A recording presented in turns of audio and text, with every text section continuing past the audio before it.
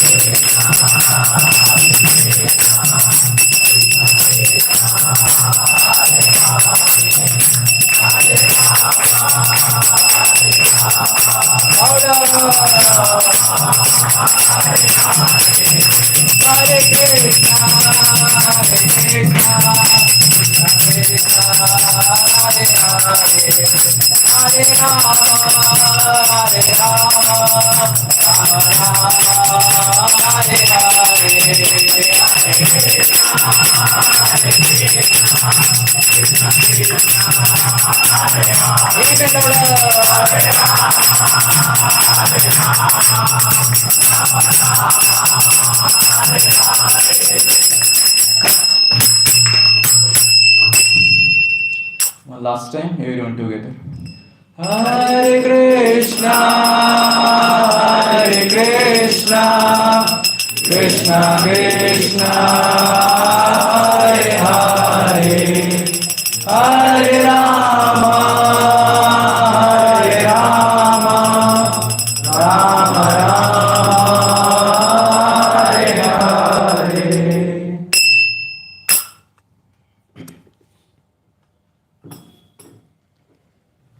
Thank you everyone for your wonderful support in a wonderful kirtan. Full energy I can observe this through your vibrations of Hare Krishna Mahamantra. So let's enter today's festival of Enlightenment. So whenever we see the Saturday festival of Enlightenment, so when something becomes a festival, when people come together and dance and chant and finally have prasadam.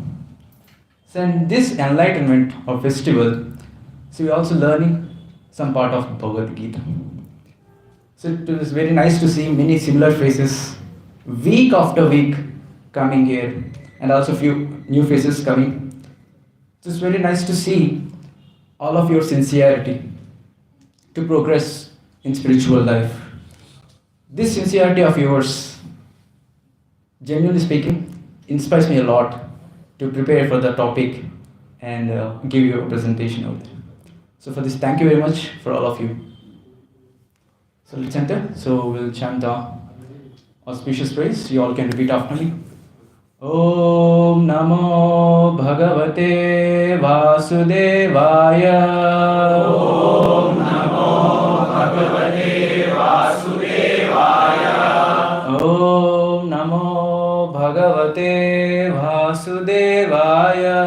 Om Namo Bhagavate Vasudevaya. Om Namo Bhagavate Vasudevaya.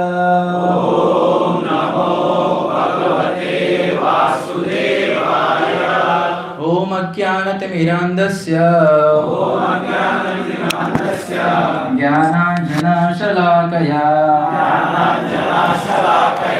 चक्षुरुन्मिलितं येन चक्षुरुन्मिलितं येन तस्मै श्रीगुरवे नमः तस्मै श्रीगुरवे नमः नमो विष्णुपादाय नमो विष्णुपादाय कृष्णपृष्ठाय भूतले कृष्णपृष्ठाय भूतले श्रीमते भक्तिवेदान्त श्रीमते भक्तिवेदान्त स्वामिन्निति नामिने स्वामिन्निति नामिने नमस्ते सारस्वते देवे नमस्ते सारस्वते देवे गौरवाणी प्रचारिणे गौरवाणी प्रचारिणे निर्विशेष शून्यवादी निर्विशेष शून्यवादी पाश्चात्य देशतारिणे पाश्चात्यदेशतारिणे जय श्री कृष्ण चैतन्य जय श्री कृष्ण चैतन्य प्रभु नित्यानंद प्रभु नित्यानंद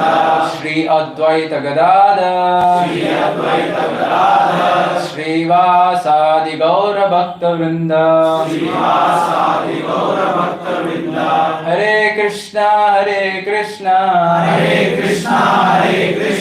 कृष्णा कृष्णा हरे हरे कृष्णा कृष्णा हरे हरे हरे राम हरे राम राम राम हरे हरे राम राम हरे हरे मूकं करोति वाचालं पङ्गुं लङ्घयति कृपातमहं वन्दे श्रीगुरुं।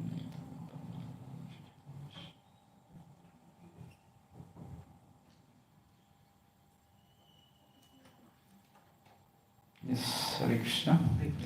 So you all can come little forward, so more and more people have to come.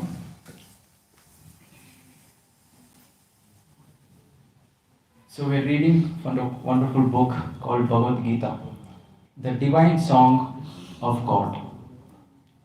So every week we are hearing at least few of you sharing your realizations that how these sessions are helping a lot personally in your life.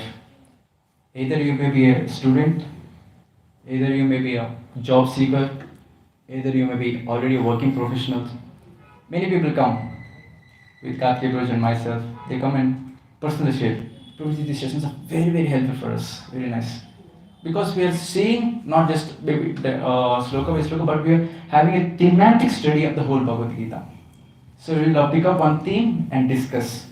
And after the session, immediately we can understand. We are getting some tip from the session, which we can immediately apply in our life and see the results. And automatically when we see the results by practicing something, we automatically develop faith. Isn't it so? And that is what lacking in our life, especially in India. Some foreigners have to come to India and teach us what is Bhagavad Gita. And where was Bhagavad Gita was born? In India. Yes or no?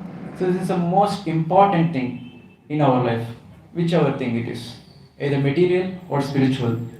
We have to practice, see the transformation in ourselves, and then conclude. Yes or no? So this is the whole theme of today's session. And by His divine grace, A.C. Bhaktivedanta Swami Srila Prabhupada. So last 2 weeks before, we have a special session on this topic of Bhaktivedanta Srila Prabhupada on his auspicious disappearance day. The whole thing. Because of whom we are able to sit here and be able to chant Hare Krishna so sincerely and discuss Bhagavad Gita in English language as it is. So let's go deep. So today's topic is, do I need a guide in my life? So what do you say? What is your answer? Yes? Definitely. Paka? Yes. Thank you. So let's see why we need a guide. We cannot just tell it. So what is the reason? So let's take an example of Arjuna. I think everyone know, Arjuna. So Arjuna, one of the greatest warrior in the whole history, Mahabharata, is the favorite student of Dronacharya. So once what happened? So they were in the palace, in their own palace in Hastinapur. In one night, so he was hearing some sound. Arjuna was hearing some sound from the kitchen. He was hearing some chewing sound is coming over there from the kitchen, and that is in the night, midnight. And he went and saw Someone is eating some food stuff in the kitchen. Now the quiz is, who is that person? Yes, Bhima. So when Arjuna saw this, oh, my brother Bhima is able to do what he likes in the dark. Then why cannot I do something which I like in the dark? And what does he like? Archery. And from that moment onwards, he started to practice archery in the dark, even in the night. And the rest is history, everyone knows how great archer he is. Even now, we can say in the history, Arjuna. Such a great, powerful personality. And a very, very self-control, sense control. So everyone know Urusi, right? Everyone know? Have you seen anywhere? She was one of the angels in the heavenly planets. So she came and proposed to Arjuna. Oh Arjuna, I want to unite with you. And Arjuna is so self-controlled that he rejected it. Just like that. Tuchya. Just like that. He rejected Urvashi. So Urvashi, all this Menaka, these are not normal Bangalore females. They're heavenly damsels, heavenly living entities. So it is still they're thousands and thousands of more times more beautiful than the earthly living beings. And those beautiful girls coming and proposing the person, how it will be. And Arjuna rejected it. Let's imagine ourselves in the position of Arjuna, what will be the situation? I did not ask you to imagine yourself. So from this you can understand how self-control is Arjuna. Self-control. And Arjuna is most respectful. In the Vedic times you can see everyone has their own respect to their elders. In fact, it is said in Mahabharata, every day all the Pandavas would go to the room of his elder father? Elder father. Dhritarashtra. Dhritarashtra and his wife Gandhari. So all the Pandavas would go to every day in the morning. They'll go to their room and take blessings from Dhritarashtra and Gandhari. And they will everyone know that these are the people who tried to kill the Pandava sons. Still, they are giving a lot of respect to those people. Such a respectful person. So this is called Vedic culture. So giving respect to each and everyone. So when I see people, especially kids, sometimes we go to Grahastha's house if they invite for some program. So we see that parents will be requesting their children, baby, go and bring some water for me. Immediately, why you cannot bring water? Get lost. So we cannot imagine now how the situation is. Very demonic, very demonic. And that is the times of Vedic culture. Everyone would have a lot of respect for elders and all this future. In fact, there is little respect now going on in this age of Kali Yuga, since we are born in India. And we can know, okay, what is this picture describes? Swayamvar, yes. Draupadi Swayamvar is very focused in this target. No inch of distraction. Apart from Arjuna, only Karna can do this. So from why I am describing all these qualities of Arjuna, let's understand. He is very self-controlled, very expert, very powerful, full of strength. Even this great personality Arjuna, in the battlefield of Kurukshetra, he was asking help from Krishna. Now let's compare ourselves with Arjuna. We are not even tinge of his lotus feet. Such a great personality, he is seeking guidance from someone who is superior to him. So what about us? So this proves every one of us needs some guidance in our life. So this is a wrong statement that thinking that I will be perfect. I will be perfect all the time. Can we? Definitely not. So there is a famous saying, right? To err is human. So you are already bound to do some mistakes. So whenever the statement comes, I may go wrong, there is always something comes. I may get also corrected. Yes or no? Yes or no? So this proves that everyone needs some guidance in life. So from whom we need guidance? Some external help we need it. So regarding this, so now we'll see the sloka where Arjuna is asking help from Krishna in Bhagavad Gita. So whatever we are doing, the do I need a guide? This is a topic name. Everything we'll see from the scriptures itself. No here and there. So I'll chant the sloka, I can all repeat after me. Karpanya doshopahata swabhavaha Prachami tvam dharma sammudha Yashreyasya nishchitam bruhitam me Shishyaste ham shadiman tvam prapannam. Translation? Now I am confused about my duty and have lost of composure because of majorly weakness. In this condition, I am asking you to tell me for certain what is best for me. Now I am your disciple and I am and a soul surrendered unto you. Please instruct me. Yes. It needs guts to tell this. This is taking help from someone. So before this statement, now for the whole first chapter and a few slokas in the second chapter, it's just a friendly talks between Arjuna and Krishna. Just like how friendly talks will be. You're my friend, we'll call Macha, Bhaiya, something. So there is no seriousness in the talks. Yes or no? So finally Arjuna got to the point. मेरे से कुछ होने वाले नहीं. So let me surrender to Krishna. Oh Krishna, please guide me right now. So such a great personality, Arjuna, is taking guidance from someone who is superior to him. So first thing, is taking help a wrong thing? Definitely not. Then why we are not able to take help? So what is stopping us to taking help? Yes? Ego, yes. Any other? So main thing is this ego. So that's why I just kept this also in my slide. Ego. So ego is a very, very small word, but it's a very, very big thing. So because of this ego, we cannot take help, seek help. Because I want to go home now. I want to approach a person and ask something. I'm such a great personality, why should I ask him? Definitely this attitude comes. Yes or no, general, this is the idea of each and every personality. Everyone has a ego. Yeah, you have, everyone has a ego. So to seek some help, so we have to reduce that ego.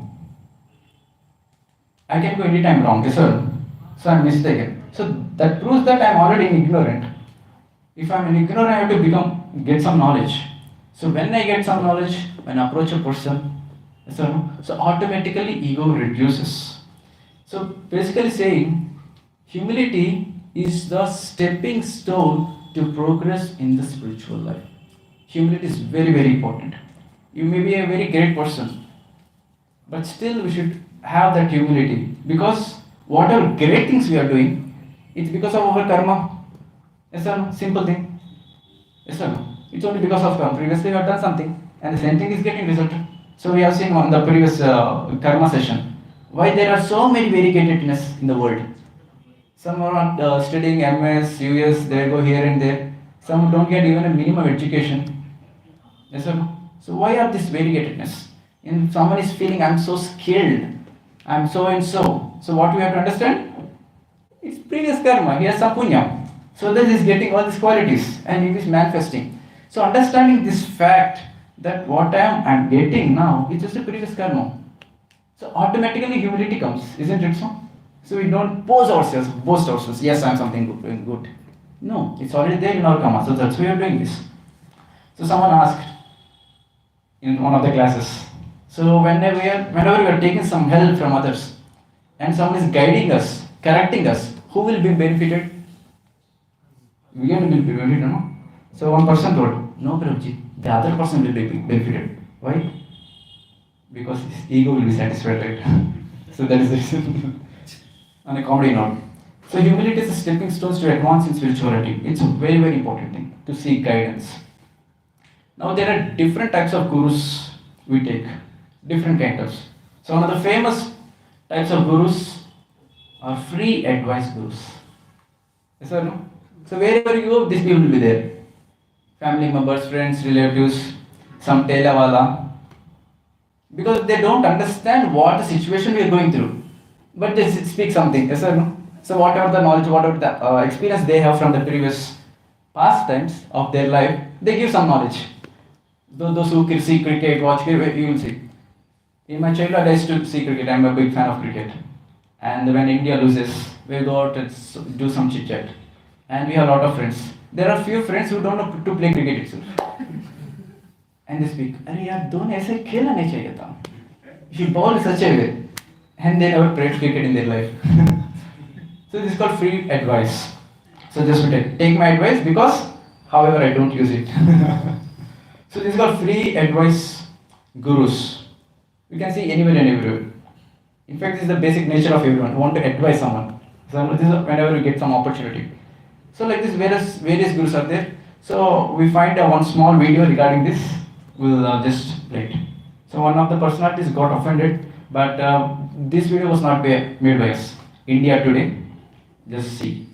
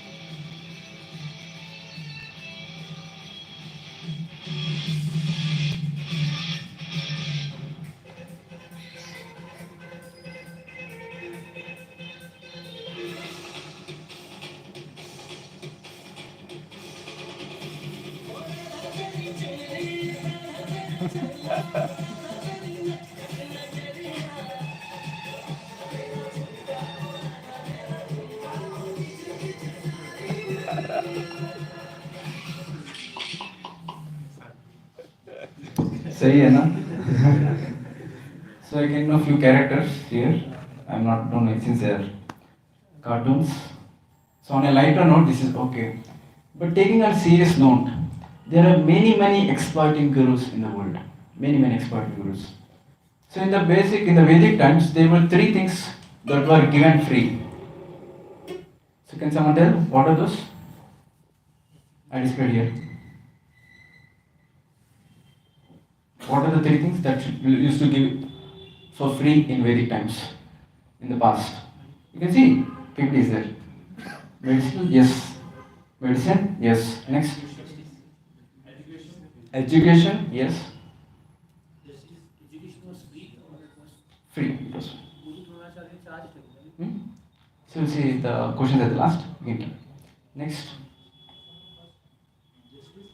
Justice, yes. So, Nyaya, justice, surgery, that is medicine, and education were free in the previous ages. But now it's seen. So, these are the three most expensive things in the world. Yes or no? Yes. How many of you got management seat? You can, I don't ask, you can see yourself what is the price or the fee of the school. So there are few devotee friends of mine who are married. I asked him, so Prabhuji, what is your child's fees, school fees? He was in play school, not even started ABCD also. He was in a play school. So he told, shocking note, 67,000. To go and play there, 67,000 you're going to pay. And there are various things. and one more devotee is there, their children also. Nearby school, two children go to the school, and we ask them what is school for. It's 4 lakhs per year. It's half of the amount I complete my engineering. So let's see how expensive these are, how exploitative these are.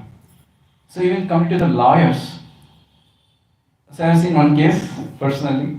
So what is this dude lawyers do? They have already touched two opposite sides, and they have gonna want to win the case either side of the one.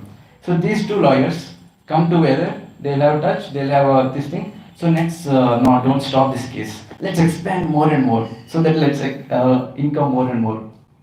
And coming to the question of doctors, it's very scary to get admission in a hospital. Don't know how long he'll make us to stay and how much they'll charge. It's very scary. Yes, obviously there are genuine doctors we have to appreciate, but on the other side also there are exploitative things. So these are the various exploitative things to be there. Still these are on the material platform, TK. But even on the spiritual platform there are many things. There are many bogus gurus coming. There are some people who say Samvoksa Samadhi. Enjoy how much ever you want. Just keep enjoying. And finally you get into trance. You'll get trance, enlightenment. Just enjoy what you want. Or if it is so, if you want to enjoy, just keep on enjoying then what is the difference between a dog and us? Yes or no? Even dog does whatever he wants. Even if we human beings also doing the same thing, just enjoy whatever mind tells, then what is the difference? Isn't it so? And there is a famous slogan, some people say, some so-called gurus say, give me cash, I'll give you ash. Very famous. So we see on the spiritual platform also, so many cheaters are there. So from where all these cheaters are coming? Why it's going on? Even if some illiterate person gets cheated, it's okay. Still okay. It's acceptable. But literated people, educated people, being fooled in the hands of these so-called gurus, it's really heart touching, it's heart paining it is. So there are a few instances I would like to mention. So one of the famous Baba is there, I don't tell their name, if you might have known. I don't want to impure my tongue. So once what happened? Couple went to this so-called Baba and asked him, so sir, our relationship is not going too good. What to do? And this so-called spiritual master told, which beauty parlor you go? Change the beauty parlor. And this wife is telling, oh sir, thank you very much, such a wonderful solution. And next, one person came, sir, I want to get promotion in my job. From a very long time not getting promotion. He told, which color socks you wear? Red color. Change the socks, wear blue color. And what do you do later to get promotion? So take a 10 notes of bundle, pack it and keep it near cupboard. Every day in the morning after, see that. Then you'll get promotion. Then this person told, oh, such a nice person, such a great solution you gave. Thank you very much. There is no one who can save my life except you. Like Arjuna was telling now, oh Krishna, I'm surrendering to you. This person will surrender like this. Sisters take on Sadi Mom proper now. So like this, various things has been happening. Why? Even literated people being fooled like this. So that means we are educated fools. Yes or no? We are not following the scriptures. So where all these people are coming from? So Prabhupada says, one nice statement. Till the point cheaters are there. Till the point people are there who want to be cheated, there are cheaters. Yes or no? It's a valid point. Because we want to be cheated, automatic cheaters will be there. Yes or no? So why these gurus, bogus gurus are coming into existence? What are the reasons? Yes. Fear. Yes. Next. Sorry? Greediness. Very nice. Yes, fatafat. Everyone. Greediness, fear. Nice examples. Sorry? Laziness. Very nice. Faith. Blind faith. Fame. Okay. Corruption. Okay. Insecurity. Yes, fear, insecurity. Comes under the same line. Unsatisfaction. Unsatisfaction. So basically telling we need some shortcuts in life. Yes or no? So we don't want to do something. And we want to go and ask some Baba, give me this. And he will give you that. So basically these bogus gurus are coming into this picture because we are not learning the scriptures. So in this following slides we learn what is the qualification of a genuine guru. Because we are not reading scriptures, right? How can understand who is genuine or not? Isn't it so? So automatically we give ourselves to someone else who is maybe bona fide, may not be bona fide. Most cases it will be not bona fide. And why do people approach to these gurus? All this stuff, fear, vagera. I need something, some greediness. So in this age of Kali, already one shortcut is given, chanting Hare Krishna. No, we also don't want that. We need shortcut in the shortcut. We need something even more easier. So because of this greediness, we need some solution, very fast solution.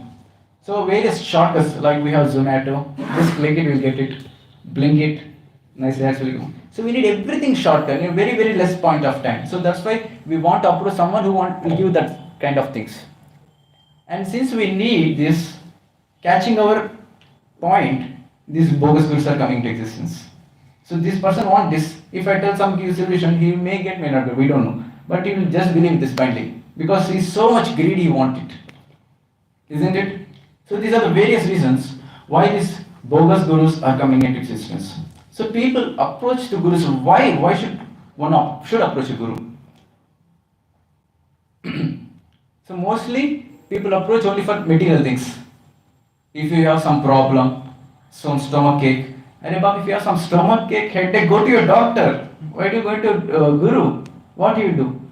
If you are not getting a job, go to some coaching center and practice nicely, you'll get a job. Yes or no? If you're not getting married, what this Baba will do? Yes or no? Yes or no? Also material things. So why a spiritual master is here? How do I to approach a guru? People in general don't know this. What is the real qualification of a genuine guru, as we discussed.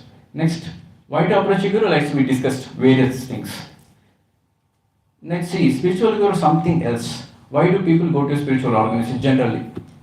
In general sense. Why do people go to spiritual organization? Peace of mind. Yes. Mind पूरा peace हो गया है ना जोड़ने के लिए चाहिए जगह चाहिए. So generally people go to for peace of mind. So let's see what is this peace of mind. So who have attended our soul session, you can understand this. Next slide. So this is the structure of a whole human body. So we are spirit souls, and it is covered by a subtle body, and then it is covered by a gross body. So let's see. Subtle mind consists of mind, intelligence, and false ego. And next, gross body consists of earth, fire, water, air, ether. These are called 5 Pancha Mahabhutas. And in 7th chapter of Bhagavad Gita, 3rd, 4th sloka, Krishna is telling all these 8 elements, what we are seeing, all are my separated material energies, which includes even the mind. Yes or no? So whenever we ask a question, I need a peace of mind. So is it a spiritual thing or a material thing? Material. Obviously it's a material thing. So to get something material, why are you going to spiritual organization? Logic, right? Isn't it so? And the so-called organizations also post themselves as spiritual organizations. Yes or no? Then it's not right.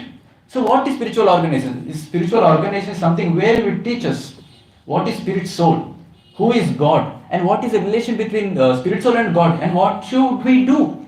So this is the point of spiritual organization. If you want to go to some peace of mind, if you want to go, and there are people also who give this. So these organization we cannot tell them as spiritual organization. Instead, rather we can tell, yes, great psychiatrist. Yes or no? All this we can tell, but they cannot be termed as spiritual organizations. Now, what are the true questions to ask a guru? So we saw we should not ask peace of mind, all this stuff. Now people are coming to get for attend these sessions to get some peace of mind. If I'm telling you should not attend for peace of mind, people may go back. Yes or no? So when we practice spirituality sincerely, chanting Hare Krishna every day, at least minimum 2 rounds of Hare Krishna Mahamantra, reading Bhagavad Gita, attending the discourses, attending the Aarti of the Lord, having prasadam. By doing these various spiritual activities, automatically peace of mind will come. This is just like a byproduct. Yes or no? So if you want to see, if you want to grow in your life, material at least, let's say, if you want to get a good job or you want to go well in your business. So the main thing is you have to focus on a purpose. So why are you doing this? Yes or no? So when you do this properly and when you're successful, automatically money will come. Yes or no? Same reason. We focus on the purpose. Why we are doing, what is the solution? And the money comes automatically, just like a byproduct, even in the material life. Then what about to speak about spiritual life? Isn't it so? When we practice the spiritual activities, chanting every day, singing every single day, reading Bhagavad Gita, all these stuffs, our consciousness will increase to some higher level. And when our consciousness increases, automatically we'll get this peace of mind. It's just a byproduct. Yes or no? So let's change our consciousness. We need to advance in spiritual life. So peace of mind automatically comes. You need not worry. Now we understood what questions we shouldn't ask a guru. Then what questions should we ask? Yes? How to break the cycle of birth and death. How to get out of this body. Basically speaking, how to get liberation. Yes or no? So all these so-called gurus, go and ask them these questions. Let's see what answer they will give. If we are asking the promotion bucket, there will be some solution. Some blah blah blah they will speak. If you ask this thing, how to get out this material body, how to get liberation, let's see what is their asking. What will be their answer? So these are the questions we should ask going to a spiritual organization or spiritual master. So it is spirit soul, isn't it so? We should ask a question regarding spirit soul. Then we are told as it's called a spiritual organization, and also we are known as some proper people who have some brain substance, isn't it? So it's a very enlightening topic this is. So we'll get into the topic of qualification of a genuine guru. So there are many gurus. What are the qualifications of a genuine guru? Let's see. So we created a small acronym. It's called POTS. POTS. P means Parampara. O means our well-wisher. And teachings based on scriptures, that is T. And S means selfless attitude. So Parampara we'll discuss in future slides. Now we'll discuss our well-wisher. So how can a spiritualist be a well-wisher? So when a spiritualist practicing spirituality is definitely above some consciousness. This level of consciousness will be increased, not on the material platform. So when this level of consciousness increases, so you'll have already some satisfaction in the heart. So it need not ask something material. Yes or no? So there are many great personalities in the past. You can search it. And we have some Goswamis in our altar. 6 Goswamis. Since they don't have anything, just one coping here and there, they eat very little. They're completely satisfied. And they don't want anything. And by practicing the spirituality, they are so satisfied that they become so compassionate to help others. Isn't it? So they are very happy and they want to share this happiness throughout each and every person. Why only should I be so happy? Why not others? So automatically they will be compassionate to others and automatically they will become selfless in their nature, not asking anything in return. So their next thing. So teachings based on the scriptures. So whatever they speak, they should give some reference. Even in ISKCON, whatever, a genuine preacher, a mature preacher, whatever question you ask, we quotes. So it is from Bhagavad Gita, Srimad Bhagavatam, some reference should be given. So during these days there are many personalities who says, you need not read Bhagavad Gita, write your own Bhagavad Gita. And if you are able to write your own Bhagavad Gita, why we are suffering so much in this material world? Yes or no? And people say also, some are great personalities, very good at word jugglery, they speak. They don't read Bhagavad Gita, they accept publicly. They don't read Bhagavad Gita. And they give comments on Bhagavad Gita. Yes or no? And people don't read those Bhagavad Gitas also, foolishly. So you have to understand this. Who are genuine spiritual master? One of the major important thing. They, whatever the teachings, whatever they're speaking, is just like coming as it is from the scriptures. So let's give an example of a postman. Postman, no, right? So what he does? Post will be in the post letter box. So what he does is take it and just give it to other person. Wherever it has to. He won't open the post and write something and change it, he won't give it. So these gurus are like a postman. So whatever the God has given the scriptures, they just take it as it is, they practice, implement, see the results and give as it is to the other people. Understanding? So the one of the most important, whatever they're speaking, it should be from the scriptures. And selfless personality, as we discussed, they don't expect anything from others in return. They just want your sincerity to progress in spiritual life. And whatever donations also they may be getting, they use everything in the service of the Lord. They don't use anything for themselves. This is called self-nature. And let's see regarding parampara. So these three things are clear or well-wisher. And next, teachings based on only on the scriptures. And next is being selfless attitude, not expecting anything in return whatever service we are doing. And next, see the topic of the parampara. So Krishna himself is telling. So you're saying that, so do I need a guide? So whatever slokas we are taking from Bhagavad Gita and Srimad Bhagavatam. Everything is from the scriptures, isn't it so? I'm not concocting something telling you to you. Everything is from the scriptures. And next, this sloka. Bhagavad Gita, 4th chapter, 2nd sloka. You all can repeat after me. Evam parampara praptam imam rajarshrayo viduhu sakale neha mahata yogo nashtah parantapa. Translation? This supreme science was thus received through the chain of disciple succession, and the saintly kings understood it in that way. But in course of time, the succession was broken, and therefore the science as it is appears to be lost. Yes. So this knowledge, whatever this is getting, is coming the proper parampara, disciplic succession. So what is the succession? Disciplic succession. Guru parampara means, so knowledge is given by the Lord Krishna to all the various personalities. And the knowledge is coming directly as it is. It's not stopping in between or not being adulterated. Even if it breaks, this chain is being broken, then Krishna is telling, I myself come and reattach this chain. And this chain is a selfless chain of transfer of knowledge. Isn't it so? So whenever a person is telling, I am a guru, so we should immediately ask, who is your guru?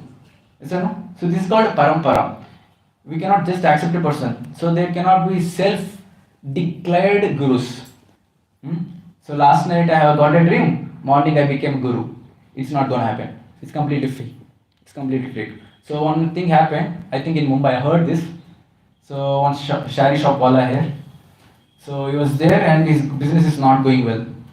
And he closed the shop and next morning he became a guru.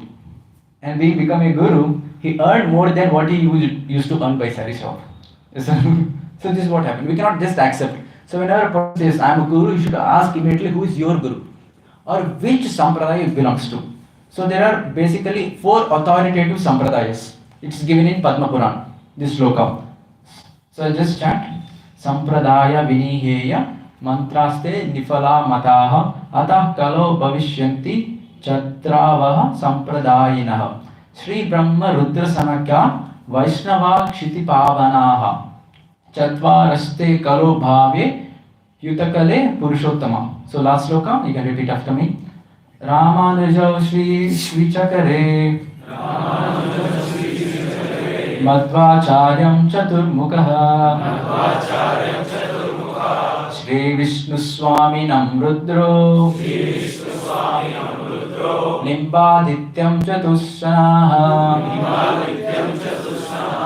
So these slokas describe there are basically 4 authoritative bona fide disciplic associations that are sampradayas. So we describe in a beautiful picture.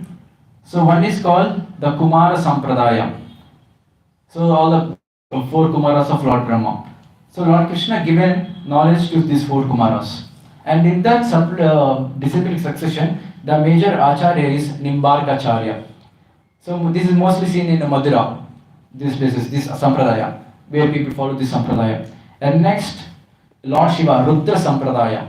So the main Acharya is Vishnu Swami.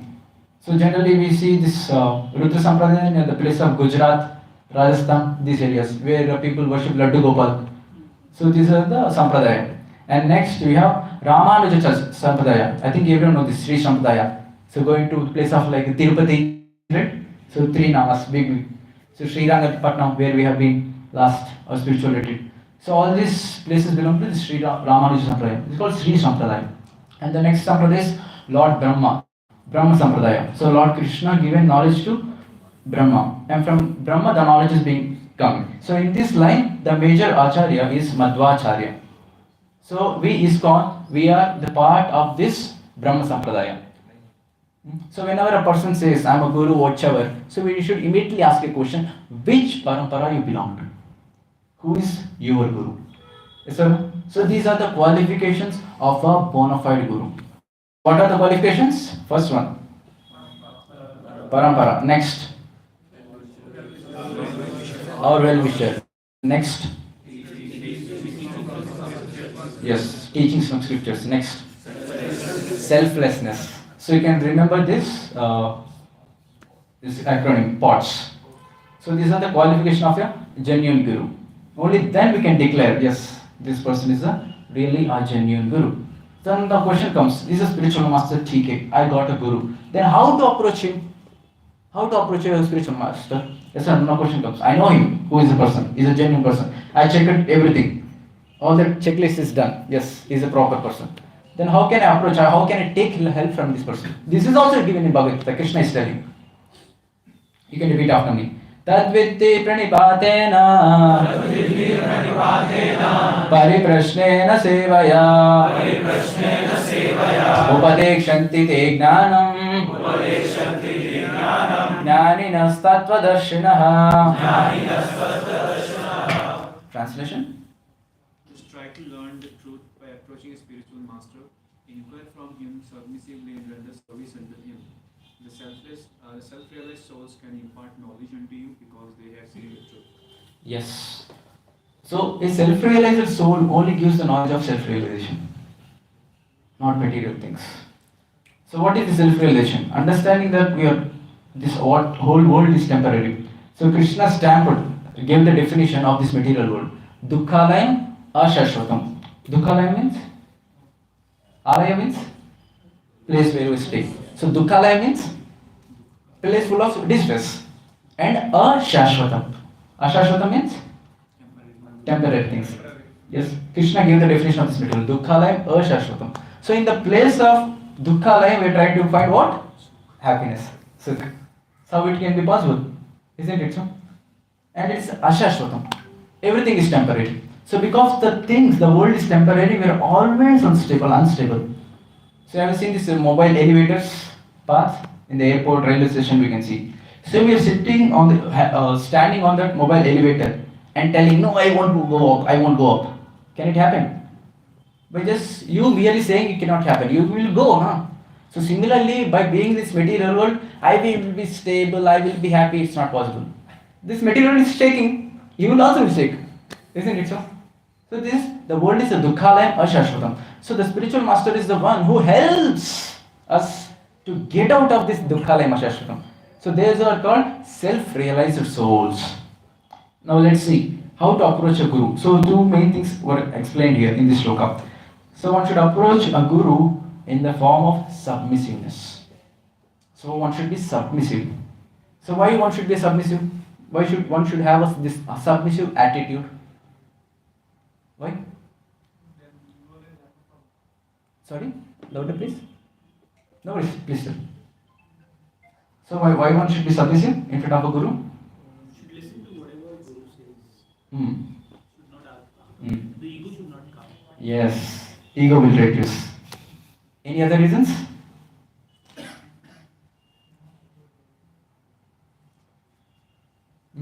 Any other reasons? So we'll have trust living on the person. So why one should be submissive in front of guru? So have you seen the water? So they will flow from higher level to lower level. So similarly, blessings, knowledge, mercy also comes from higher level to lower level. So whenever you approach a spiritual master, we should be always lower in ourselves. Then we can get the blessings, mercy and knowledge. But if we go with a challenging mode, hey you, tell me what you want to ask. You can ask a question. And that person will say, oh, you are such a great person, how can I answer it? Yes or no? So people don't want to tell because you are so arrogant. Yes or no? So you will not get the knowledge from the self-realized souls. So these are one of the basic ingredient in the spiritual life. We should be submissive in front of a guru to get the knowledge. And the next is service attitude. Why one should have service attitude?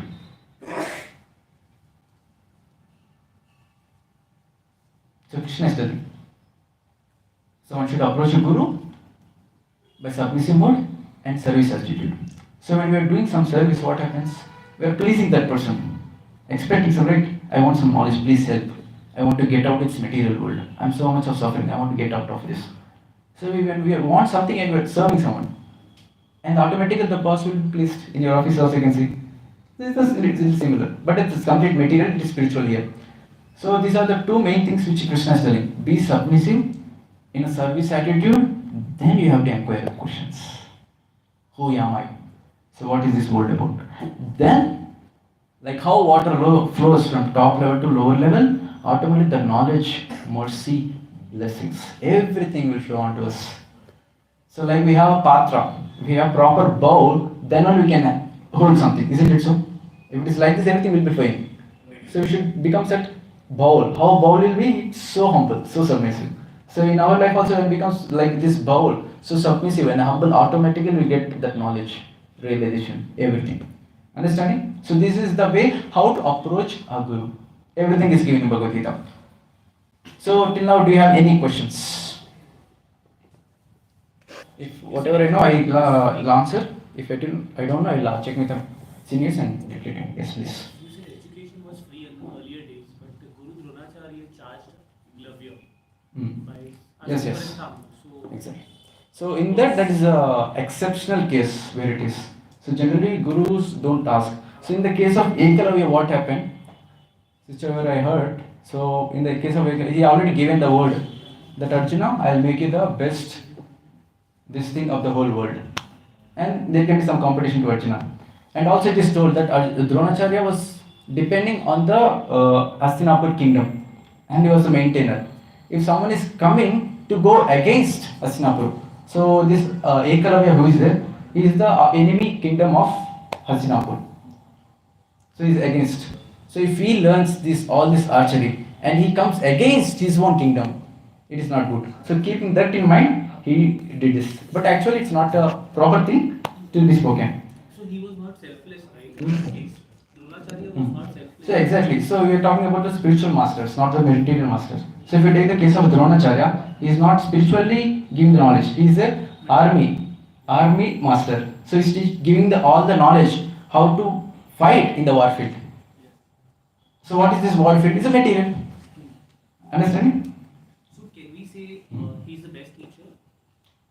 In the sense of material things, in the warfield we can tell it. Yes? Nice question. Any other questions? Before going to the next topic. What about the karma? What about? Karma. Karna, yeah. No one teaches the these material things to karma. Only he to the like he changes. He disguised himself as a Brahman and went. So what is your question? Yeah, why? Why Karna has done this? Because he wanted to learn that. Basically he was actually Kshatriya Putra.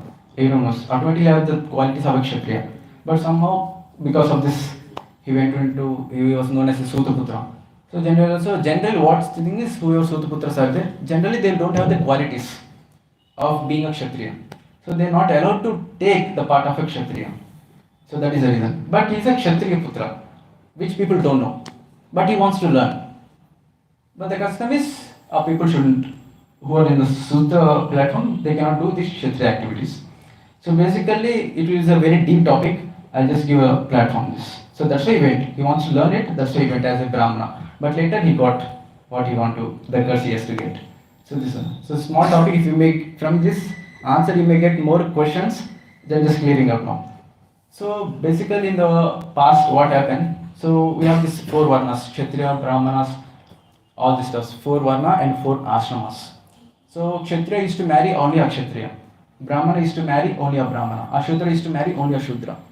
So what happens like this after this marriage, even the children whom they are begetting also will be having the same qualities.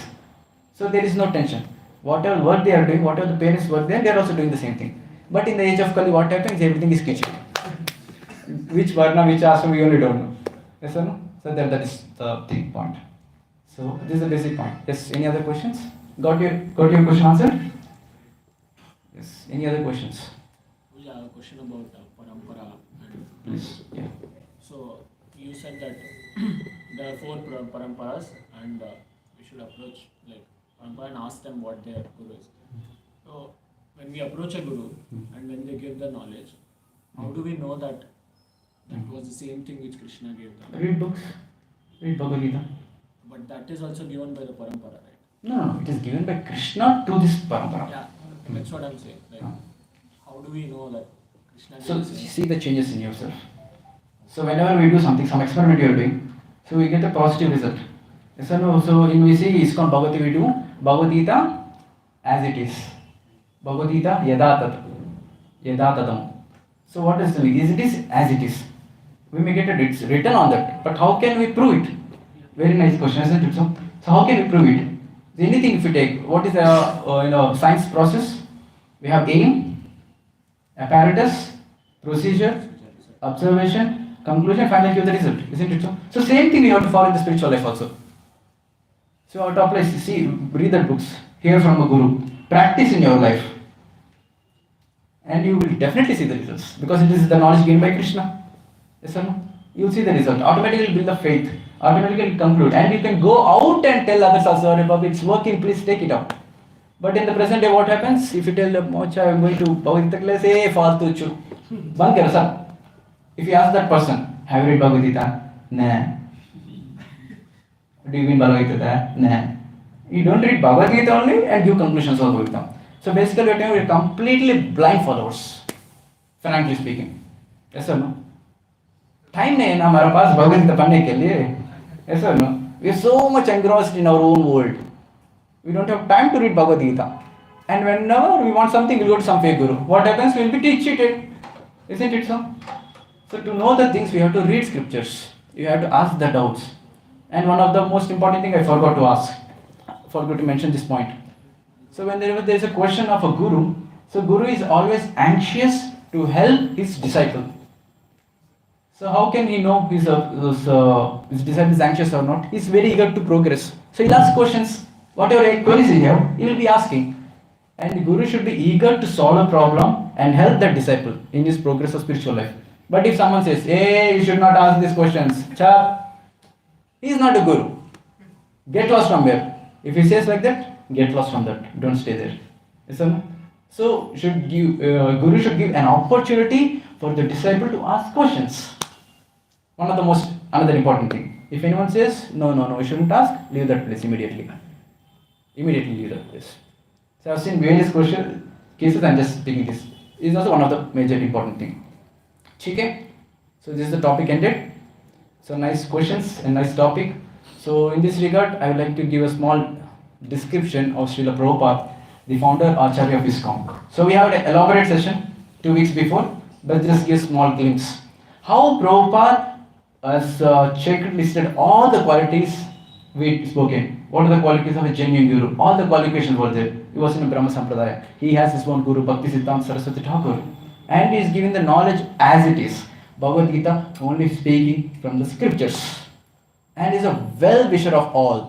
So in this small video, I'll let you know. You can see. Already watched this video last session. So let's see once more. Whoever missed it.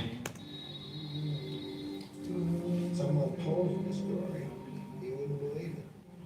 He started eating afterwards, and it turns into an international. Excuse me, volunteers. Can someone increase the volunteers?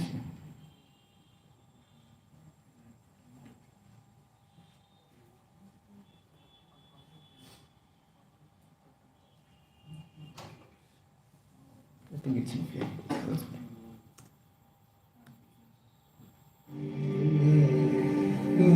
Someone told him the story, he wouldn't believe it. He's starting an effort, and it turns into an international movement. I want to base what revolution against materialistic civilization so that the whole world may be happy. He said that he would like to go to America. I said, are you crazy? Old man, you are going to die.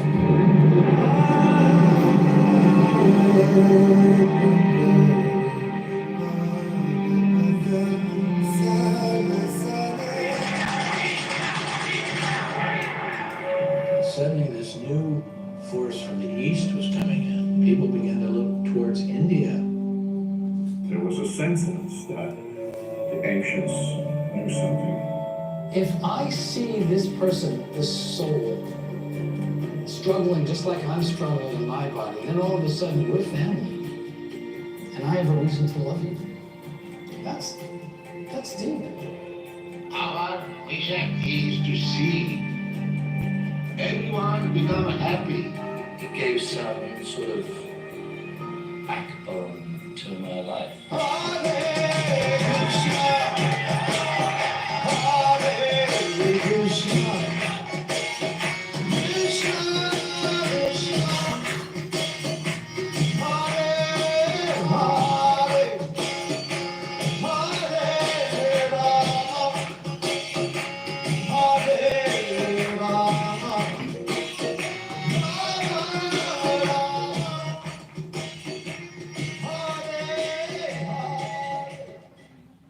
So, would like to glorify Srila Prabhupada by describing a few pastimes of his.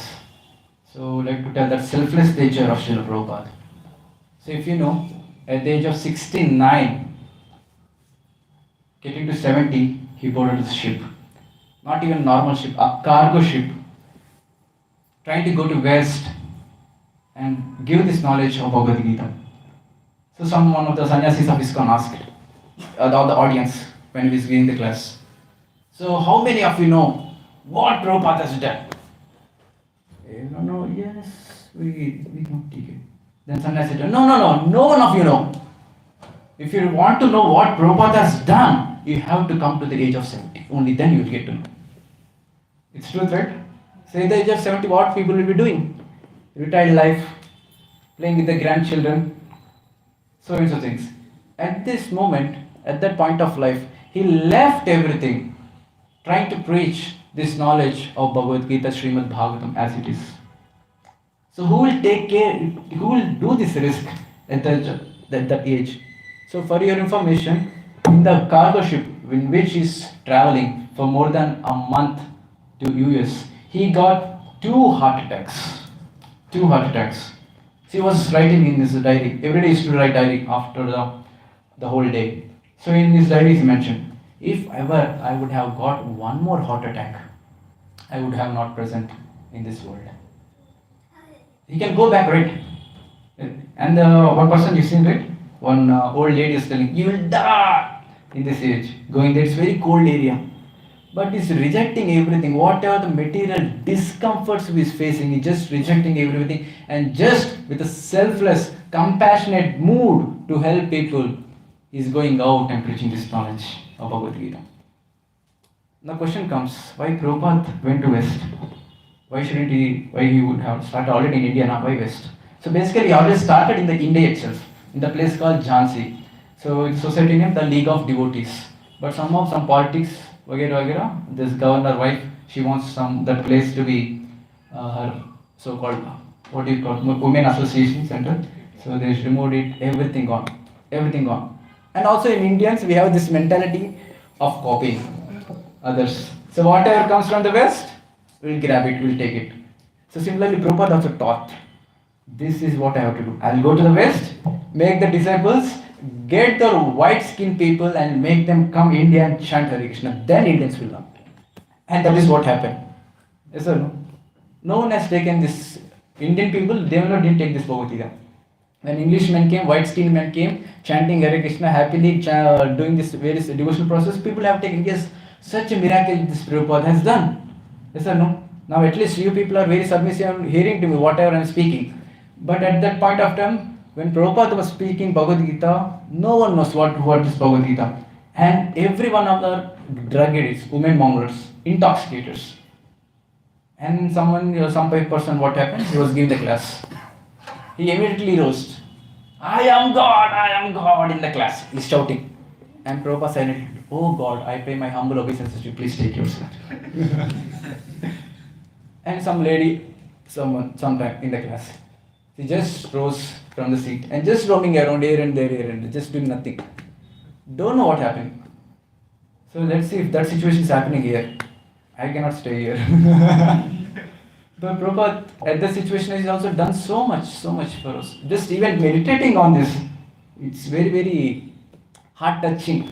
How much he has done for us. various things. Let's see what are the contributions he has done for all of us. He's written more than 80 volumes of books, and these books are there even now. I think at most more than 90 languages. Bhagavad Gita, various scriptures. It's spread all over the world, and he traveled the globe 14 times in 12 years. So there is one nice pastime happened. So some of his Prabhupada's disciple came and asked, Prabhupada, I want to be at your lotus feet all the time. So then Prabhupada told, it's not possible because I will be always traveling. I will be always traveling. So it's not possible. So like this, he travel the whole globe 14 times in 12 years, and he established 108 temples, gurukuls, farm communities, and he has more than 5,000 disciples all over the world. And right now, we have at least 10 lakh devotees all over the world because of this great personality, this mercy, compassionate word. And everything has done this in just span of 12 years, 82 years in the last span. And we can see various beautiful temples in ISKCON, beautiful deities in ISKCON. So many people come to ISKCON temples, and just by seeing the beautiful deities, they're very happy. So beautifully they are decorated, right? Not in any other temple. So beautifully decorated, so nice. And here we have the opportunity to take photos of the deities also. So everyone will be very happy. And there are established many gurukuls in UK, America, various places. And in this one of the introduced India to the whole world. So basically we are discussing about the marriage ceremony. So once what happened, these two couple came and told this person is studying, Prabhupada, she's my girlfriend.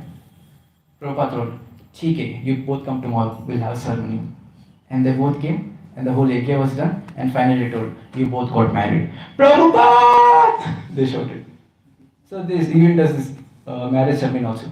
Introduce the whole Indian culture to the whole world. Seeing these beautiful faces, see, wearing sari and dhoti kurta, these white skinned people. And we want denim jeans, pencil jeans, various stuff.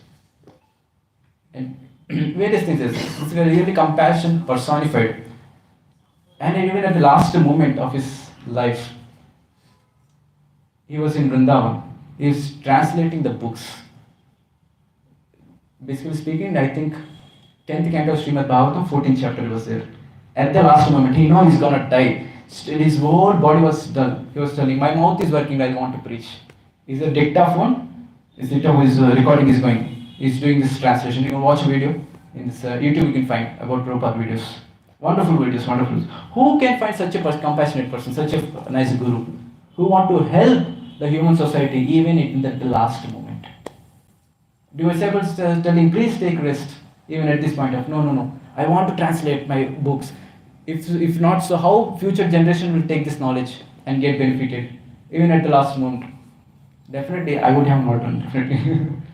So this is the greatness of Srila Prabhupada and various contribution, various things he has done. So Srila Prabhupada has done a lot of things for us. Srila Prabhupada don't know who we are. He has done a lot of things. Now we know Srila Prabhupada. What are we doing for him? Yes or no? So what he wants, what a genuine guru wants. So everyone should increase their faith in the scriptures, attending these discourses. Automatically you can practice in your own life. It's a spiritual life. Practice in chanting Hare Krishna mantra, reading the books, you'll get the knowledge, realization. See the real happiness in your life and distribute to others. And this is what we are doing. We have to do. This is the duty of every Indian. Every Indian should be doing this. Okay? So with this we'll end this today's session. So we'll go with the mantra meditation. Yes, you can, volunteers can distribute the beads. So everyone can stand up, do some exercise. So,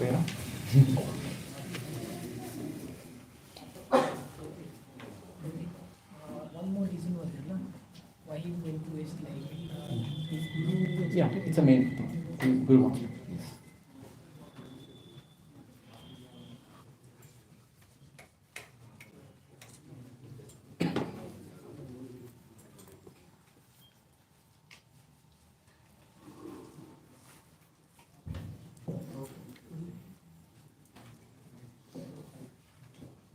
Can I also get one bead?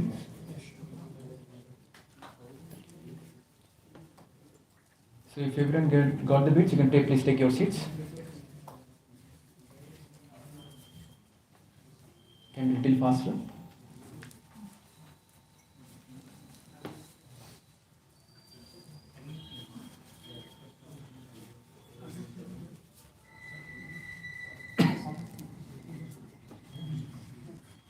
If you got the beats, please take your seats. So anyone coming for the first time here?